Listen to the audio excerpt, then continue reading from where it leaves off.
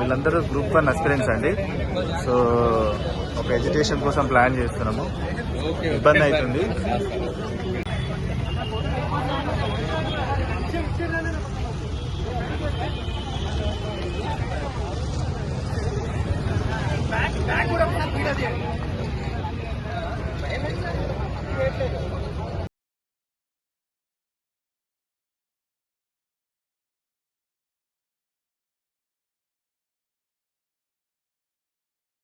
నిరుద్యోగ మిత్రులారా, నిన్న గ్రూప్ 1 ఎవరైతే మెయిన్స్ రాయబోతా ఉన్నారో ఆ మిత్రులందరూ మరి హైకోర్టులో ఏదైతే 14 కేసులు ఉన్నాయో ఆ కేసుల్ని పరిశీలించిన పిమ్మట మరి ఆ గ్రౌండ్స్ చాలా స్ట్రాంగ్ ఉన్నాయి.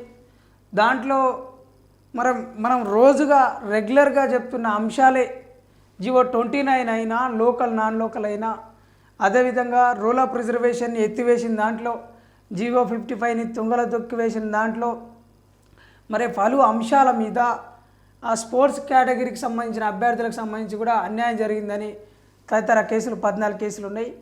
మరి టీజీపీఎస్సీ తెలంగాణ ప్రభుత్వం దృష్టికి మెయిన్స్ అభ్యర్థులు వాళ్ళ యొక్క బాధని, వాళ్ళ గోడుని, వాళ్ళు ఏ విధంగా అయితే తర్జన భర్జన అవుతూ మానసికంగా కృంగిపోతూ ప్రశాంతంగా చదవలేని పరిస్థితులలో తెలంగాణ ప్రభుత్వానికి, టీజీపీఎస్సీకి వాళ్ళు రిక్వెస్ట్ చేస్తూ ఉన్నారు. ఏమనంటే కోర్టు తీర్పులు వచ్చాకే గ్రూప్ 1 మెయిన్స్ నిర్వహించాలి. గ్రూప్ 1 ఉద్యోగ నియామకాలకు సంబంధించి న్యాయస్థానంలో కేసుల విచారణ కొనసాగుతున్న నేపథ్యంలో తుది తీర్పు వచ్చే వరకు మెయిన్స్ పరీక్షలు నిర్వహించొద్దని అభ్యర్థులు డిమాండ్ చేశారు. గురువారం ఎన్టీఆర్ స్టేడియంలో పలువురు గ్రూప్ 1 అభ్యర్థులు సమావేశం అయ్యారు. విచారణలో ఉన్న కేసులపై తీర్పు వెలువడిన తర్వాత పరీక్షలు నిర్వహించాలని కోరారు. ఈ మేరకు తెలంగాణ పబ్లిక్ సర్వీస్ కమిషన్ రాష్ట్ర ప్రభుత్వానికి వినతులు ఇవ్వాలని నిర్ణయించారు. ఇగో తెలంగాణ నిరుద్యోగులారా, ఇగో ఇదే సాక్షి పేపర్. ఇది సాక్షి పేపర్ ఇస్తూ ఉంటే తెలంగాణ పేపర్లు ఏం చేస్తానే ఇవ్వాలిగా. మెయిన్ ఫ్రంట్ లైన్లో మెయిన్ స్ట్రీమ్ ఛానల్స్ చెప్పాలి కదా. ఎందుకు చెప్పడం లేదు? ఇది కూడా కుట్రపూరితమే కదా. అంటే ఎంత ప్రమాదం అది చూడండి. వాళ్ళు రాసిరు నిన్న లెటరు, తేదీ నిన్నది. అది కార్యదర్శి తెలంగాణ పబ్లిక్ సర్వీస్ కమిషన్ టీజీపీఎస్సీకి ప్రతిభా భవన్, నాంపల్లి, హైదరాబాద్, తెలంగాణ. Pin code 5,01,000. విషయం: కోర్టుల్లో పరిష్కారం కోసం వేచి ఉన్న కేసుల నేపథ్యంలో మెయిన్స్ పరీక్ష తేదీలని రీషెడ్యూల్ చేయమని అభ్యర్థనలు. అది అసలు ముచ్చట. ఇది మీరు కోర్టు కేసులన్నీ దాటవేస్తూ ఉన్నారు, వాటి మీద కౌంటర్ అఫిడవిట్ వేయడం లేదు. ప్రభుత్వం ప్రభుత్వం తరపున ఎవరైతే అడ్వకేట్ ఉన్నారో ప్రభుత్వం తాలూకు టీజీపీఎస్ కావచ్చు, ప్రభుత్వ పెద్దలు కావచ్చు, వాళ్ళు అఫిడవిట్ వేయకుండా ఇంకా కాలయాపన చేస్తూ ఉన్నారు. ఇది నిరుద్యోగుల పాలిట ఒక శాపంగా మారబోతుంది.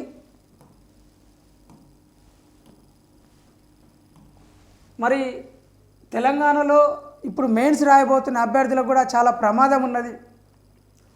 వాళ్ళ భవిష్యత్ అంతా గందరగోళంగా ఉంది.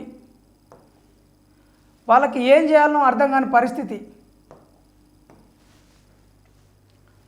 ఇప్పుడు ఒకవేళ వీళ్ళు గ్రూప్ 1 అర్ధాంతరంగా ఒకవేళ వాయిదా పడ్డది అనుకో, వాయిదా అన్న కావచ్చు, లేదంటే రద్దన్న కావచ్చు,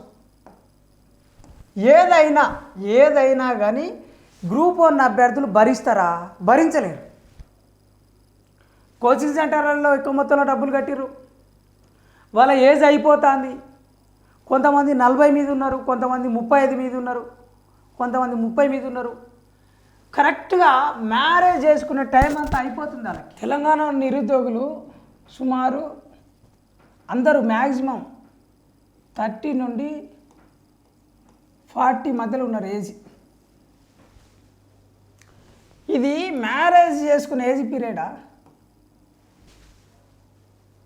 జనరల్గా 20 నుండి 25 నుండి 30 మధ్యలో మ్యాక్సిమం చేసుకుంటారు. ఇప్పుడు అమ్మాయిలు ఒకవేళ మ్యారేజ్ చేసుకోవాలంటే కూడా ఓ జాబ్ వచ్చిన వాళ్ళు ఫలానా అబ్బాయి కావాలి, ఫలానా అమ్మాయి కావాలంటే వాళ్ళ తల్లిదండ్రులు ఏం చూస్తున్నారంటే 20+ నుండి +3 వేసుకో, +1 or 2 అంటే బిలో 30 లోపు. మరి తెలంగాణ నిరుద్యోగులు అందరూ 30+ ఉన్నారు, అందరు 30+ ఉన్నారు. ఎంత ఇబ్బంది! వాడు సంవత్సరాల తరబడి చదివినా ఒకవేళ జాబు కొట్టినా పెళ్ళి కాని పరిస్థితి. పెళ్ళి కాకపోతే మళ్ళీ అదో రకమైన నరకం. అంటే ఇప్పుడు మెయిన్స్ రాస్తున్న ఈ అభ్యర్థులకి ఎంత ఇబ్బంది. ఇటు డబ్బులు ఖర్చు అవుతాయి, ఇటు మనీ పోతుంది, టైం పోతుంది, ఏజ్ పోతుంది, ఉన్న అవకాశాలన్నీ పోతాయి, ఆపర్చునిటీస్ కూడా పోతాయి. మరి ఏం చేయాలి? ప్రభుత్వం ఇట్లా మొద్దు నిద్ర మొండి వైఖరిగా పోతే నిరుద్యోగులకు చాలా అన్యాయం జరుగుతుంది కదా. నిన్న ఎన్టీఆర్ స్టేడియంలో మరి వాళ్ళు అందరూ మళ్ళీ ఒకసారి సమావేశమై తెలంగాణ ప్రభుత్వానికి టీజీపీఎస్సికి వాళ్ళకు సంబంధించిన ఏదైతే మెయిన్స్ ఎగ్జాము రీషెడ్యూల్ చేయమంటారు.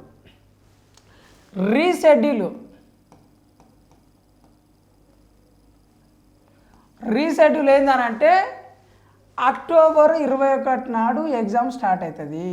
అక్టోబర్ 21 నుండి ఎప్పటి వరకు 27 వరకు ఎగ్జామ్ జరుగుతుంది. మరి ఈ కోర్టు కేసులు కూడా ఎప్పటి వరకు ఉన్నాయి?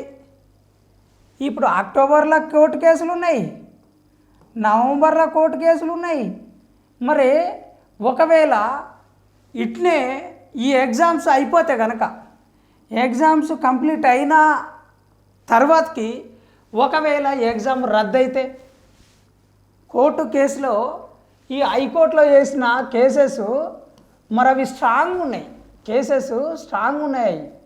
స్ట్రాంగ్ ఉండి ఒకవేళ వాయిదా పడితే లేదంటే రద్దు పడితే మళ్ళీ మెయిన్స్ అభ్యర్థులు నష్టపోతారు కనుక వాళ్ళు ముందే పదే వేడుకుంటున్నారు తెలంగాణ ప్రభుత్వాన్ని.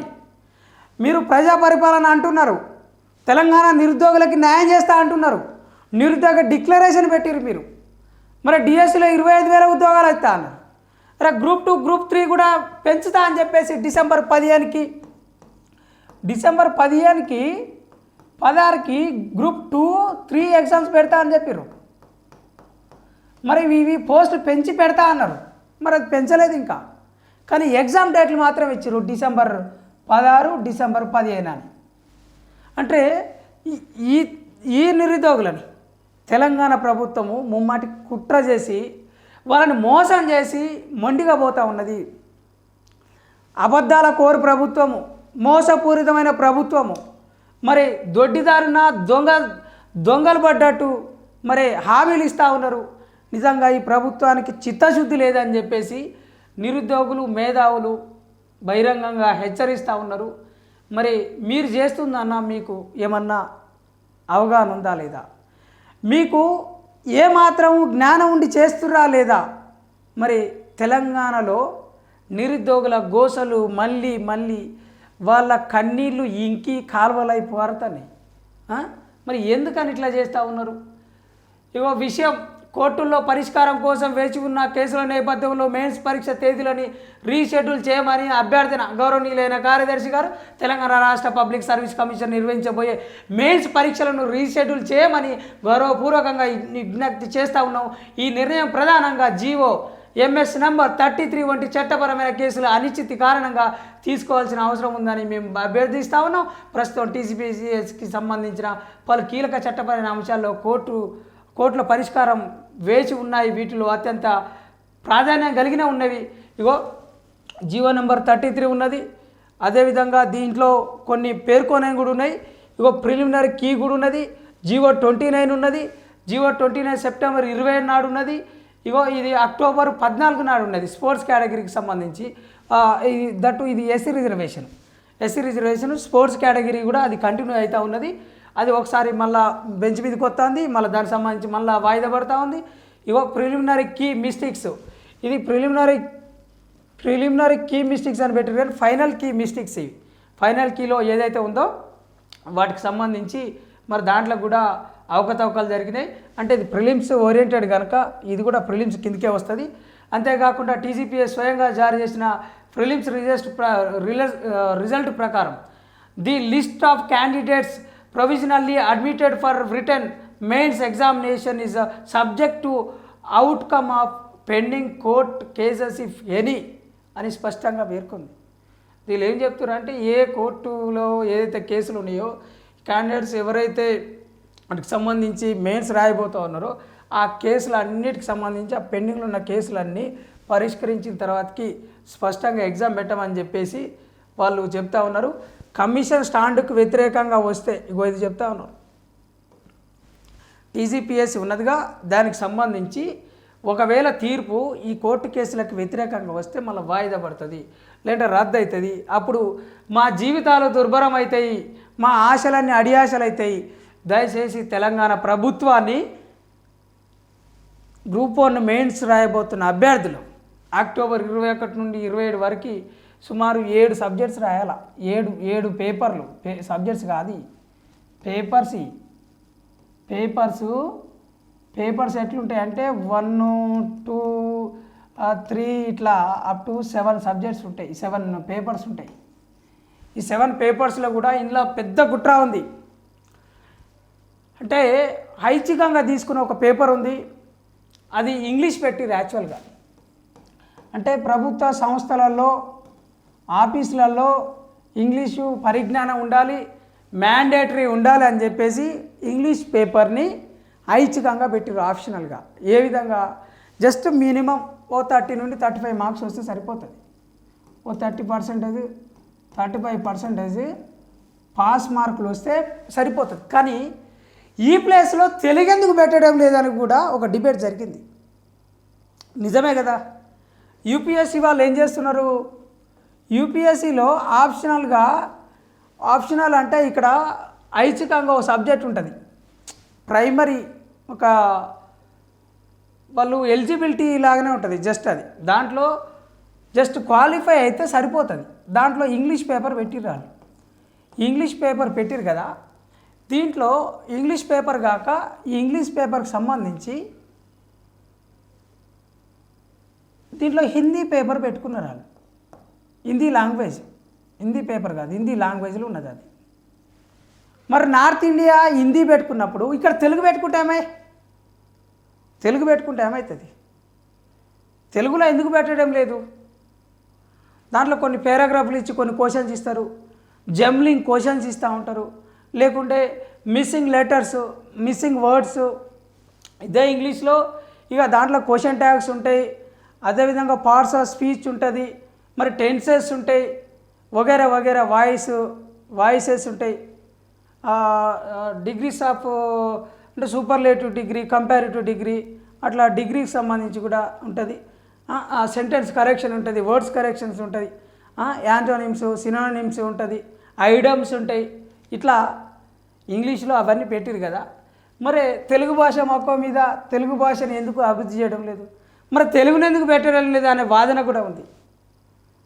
టీజీపీఎస్సీ దయచేసి టీజీపీఎస్ చైర్మన్ గారు, తెలంగాణ ప్రభుత్వము ఒక్కసారి మెయిన్స్ అభ్యర్థుల గురించి ఆలోచించండి. కేవలం మరి ఎగ్జామ్ పెడితే మా పని అయిపోతుంది, ఎగ్జామ్ పెట్టేసుకొని పోతే మరి గతంలో 3 సార్లు ప్రిలిమ్స్ వాళ్ళు పెట్టిరు, మేము మరి గట్టెక్కిచ్చినాం, మేమే బయటేసినాం అని చెప్పుకొని గొప్పలకు పోయే ప్రయత్నం చేయకండి. ఆ కోర్టు కేసులు గట్టిగా ఉన్నాయి, గ్రౌండ్స్ గట్టిగా ఉన్నాయి కనుక ఎట్టి పరిస్థితిలో మీరు కనుక కౌంటర్ దాఖలు చేస్తే ఈ కేసులు పోవు. కౌంటర్ అఫిడవిట్ చేస్తే పోదు. జీవో 29 చాలా జటిలమైంది. జీవో 29 చాలా జటిలమైంది. మళ్ళా చెప్తున్నాం, లోకల్ నాన్ లోకల్ ఇష్యూ కూడా చాలా జటిలమైంది.